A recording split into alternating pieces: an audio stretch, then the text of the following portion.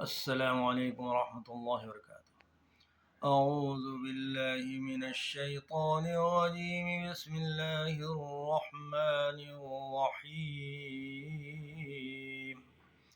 يا أيها الذين آمنوا اتقوا الله حق تقاته ولا تموتن إلا وأنتم مسلمون، واعتصموا بحبل الله جميعا ولا تفرقوا، واذكروا نعمة الله عليكم إذ كنتم أعداء فألف بين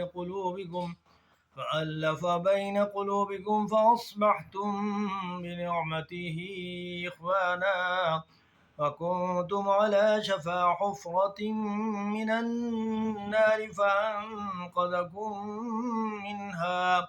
كذلك يبين الله لكم آياته لعلكم تهتدون. ولتكن منكم أمة يدعون إلى الخير ويأمرون بالمعروف وينهون عن المنكر، وأولئك هم المفلحون. ولا تكونوا كالذين تفرقوا واختلفوا من بعد ما جاءهم البينات، وأولئك لهم عذاب عظيم. يوم تبيض وجوه وتسود وجوه، فأما الذين اسودت وجوههم أكفرتم بعد إيمانكم فذوقوا العذاب بما كنتم تكفرون.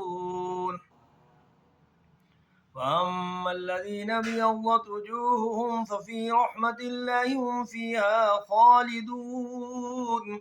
تلك آيات الله نتلوها عليك بالحق وما الله يريد ظلما للعالمين. ولله ما في السماوات وما في الأرض وإلى الله ترجع الأمور.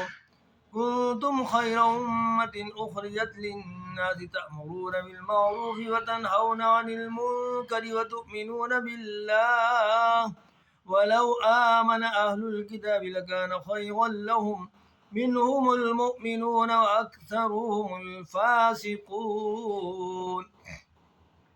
لن يضروكم إلا أذى، وإن يقاتلوكم يولوكم الأدبار ثم لا ينصرون.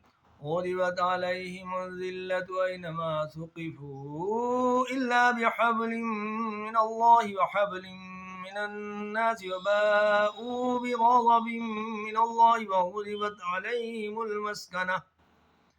ذلك بأنهم كانوا يكفرون بآيات الله ويقتلون الأنبياء بغير حق، ذلك بما عصوا وكانوا يعتدون.